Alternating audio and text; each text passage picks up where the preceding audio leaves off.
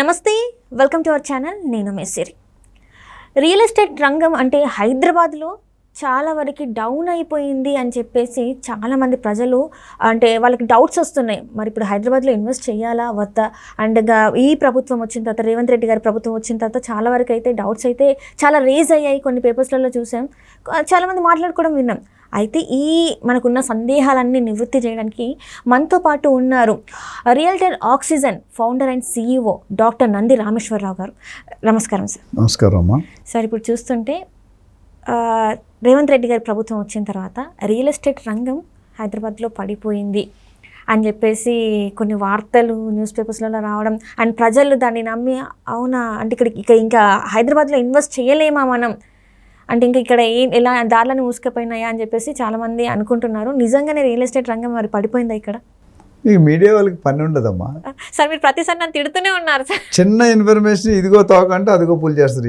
ఎవరు ఇప్పుడు పబ్లిక్లో వీఆర్ ఇన్ డెమోక్రటిక్ కంట్రీ ఏదో ఒకటి అంటుంటారు. దాన్ని మీరు ఎక్స్క్లూజివ్ అని ఇది అని దాన్ని ప్రజల్ని ఇంకా భయానికి ఆందోళన చేస్తున్నారు. యాక్చువల్లీ వాస్తవం కాదమ్మా అది. ఎందుకంటే నేను అంతకుముందు మన ఛానల్లోనూ మిగతా ఛానల్స్లో కూడా చెప్పాను, real estate is ever green subject. Number 1 రోటీ కపడా మకాన్లో ఒక భాగం. నాకు ఇష్టమైన స్టేట్ నేను, ఎందుకంటే ఒక ముఖ్యమైన నెసెసరీ నీడ్ వేరు, వాంట్ వేరు. నీడ్ అంటే దాహం వేస్తే వాటర్ తాగితే దాహం అయిపోతుంది. వాంట్ అంటే లగ్జరీ, కోకోనట్ జ్యూస్ కావాలి, నీళ్ళు కావాలి, ఫ్రూట్ జ్యూస్ కావాలి, లస్సీ కావాలి అనేది వాంట్ అంటే డిజైర్. ఇప్పుడు రోటీ మనకి రియల్ ఎస్టేట్ మెయిన్ దాని నెసెసరీ దాంట్లో ఉంది. ప్రతి ఫ్యామిలీకి కూడా నేను చాలాసార్లు చెప్పాను, మంచి చదువు, మంచి జాబు, మంచి భార్య ఆర్ మంచి భర్త, మంచి పిల్లలు, మంచి కారు, మంచి ఇల్లు, ఇవి కంపల్సరీ అవసరం. మానవుడి జన్మ ఎత్తిన తర్వాత 6 విషయాలు అవసరం లేదా మీ ప్రకారం? ఖచ్చితంగా సార్. సో మనం అందులో ఇంపార్టెంట్ పార్ట్లో ఉన్నాం real estate. So Revanth Reddy గారు వచ్చిన గత నందమూరి తారక రామారావు గారి దగ్గర నుండి, చంద్రబాబు నాయుడు దగ్గర నుండి, రాజశేఖర రెడ్డి దగ్గర నుండి అందరూ BRS, TRS, KCR గారి దగ్గర నుండి వీళ్ళందరూ మారుతొచ్చారు. మీకు ఎక్కడ కూడా రియల్ ఎస్టేట్ తగ్గింది అనేది వాస్తవం కాదు. మరి తగ్గితే 100 కోట్లు, 80 కోట్లు, 60 కోట్లు పర్ ఏకర్ ఎట్లా అమ్ముతున్నారమ్మా? వాస్తవం. 30 సంవత్సరాలు ఉండేది అంతకుముందు. 30 సంవత్సరాల ముందు 10 కోట్లు 5 కోట్లు ఉండేది. ఇప్పుడు అది కూడా ఉండేది కాదు, ఇంకా తక్కువ నా ప్రకారం.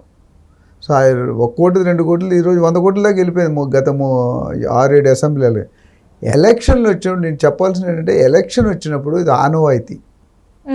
సంక్రాంతి వస్తే మనం పండగ ఎలా చేసుకుంటాం, కోడిపందాలు ఎట్లా చేస్తాం, బూర్లు ఎట్లా వండుతాం, అట్లా ఎలక్షన్ వచ్చినప్పుడు రియల్ ఎస్టేట్ అనేది కొద్దిగా స్లో డౌన్ అవడం అనేది ఆనవాయితీ.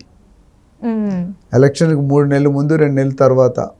అంటే మనకి ఒక దురదృష్టం ఏంటంటే, యాక్చువల్లీ ఎమ్మెల్యే అసెంబ్లీ ఎలక్షన్ వేరే టైంలో వస్తున్నాయి, లోక్సభ ఎలక్షన్ వేరే. కానీ ఇప్పుడు సపోజ్ ఆంధ్ర చూసుకున్నారు అనుకోండి, 2 ఒకేసారి వస్తున్నాయి కొన్ని స్టేట్లో బయట. సో అక్కడ ఏమవుతుందంటే వాళ్ళకి టైం తక్కువ ఉంటుంది. మనకి ఏమవుతుందంటే ఇక్కడ 3 నెలలు, అక్కడ 4-7 నెలలు పోతుంది. ఈ 7 నెలల్లో పోవడం అంటే జీరో ఎక్కడ అవ్వదండి, 100% జీరో అవ్వదు.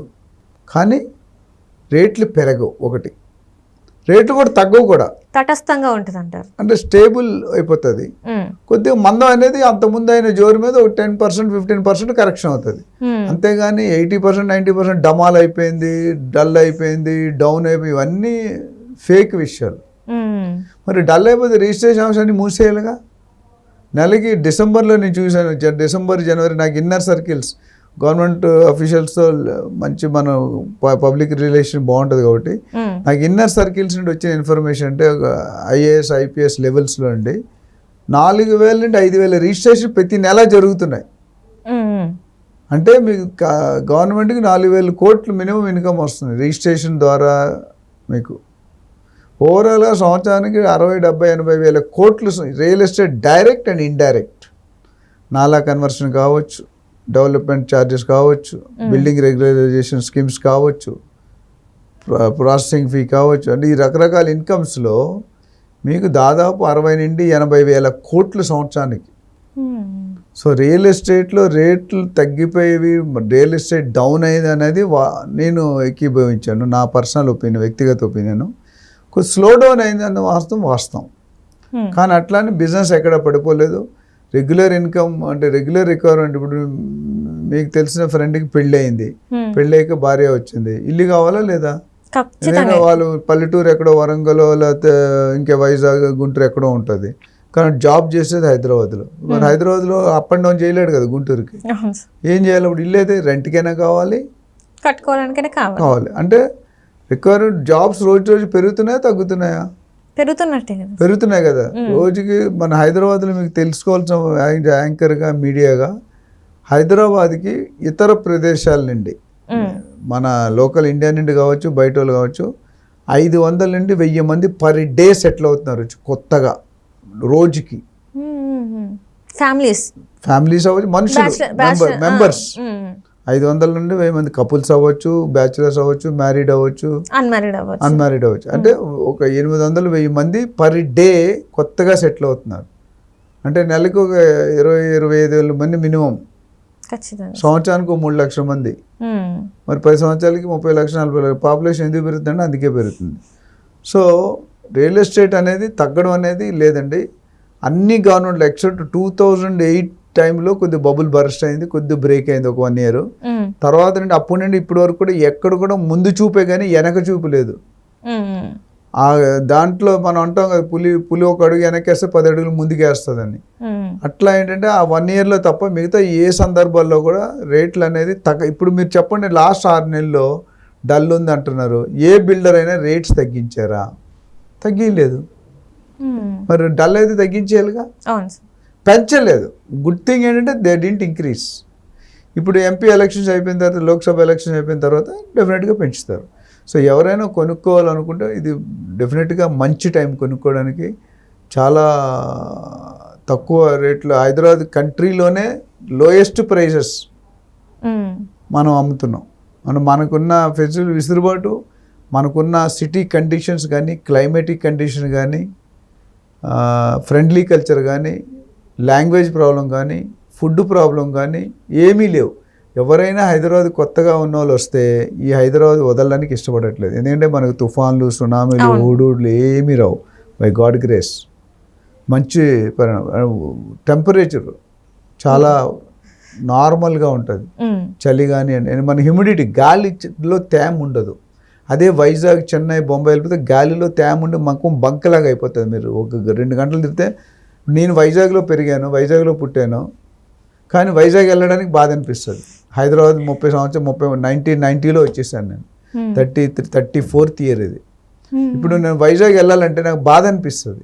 ఎందుకంటే మొత్తం బట్టలు తడిచిపోతాయి 5 నిమిషాలకి. మొత్తం యూ గెట్ ఫ్రస్ట్రేషన్, ఇరిటేషన్ వచ్చేస్తుంది. మొత్తం ఎలాగుంటే బనీను అన్నీ తడిచిపోతే. సో హైదరాబాద్లో అనేది రేట్లు తగ్గడం అనేది తగ్గిపోయింది అనేది వాస్తవం కాదు. రియల్ ఎస్టేట్ భూమి అనేది పడిపోలేదు, కొద్దిగా మందగించింది. అది ప్రతి 5 సంవత్సరాలకు వచ్చే ఎలక్షన్లో కంపల్సరీ అవుతుంది. సో దానికేం వరి అవ్వకర్లేదు. People can invest, people are buying and continue to buy. And అతి త్వరలో రేట్లు పెరుగుతాయి. ఎవరైనా డబ్బులు ఉంటే కొనుక్కునే వాళ్ళు ఇంకో నెక్స్ట్ 1 month 2 monthsలో క్లోజ్ చేసుకోండి. ఎలక్షన్ అయిపోయి రిజల్ట్స్ వచ్చాయంటే, మనకి మేలో ఎలక్షన్స్, జూన్లో రిజల్ట్స్ వస్తాయి. అంటే మార్చి అయిపోయింది, ఇంకో 2 నెలలు ఉంది మన చేతిలో. జూన్ నుండి రేట్లు 100% పెరుగుతాయి. ఇది మీకు డౌటే అక్కర్లేదు. Right sir, right. Thank you so much sir. Thank you మా.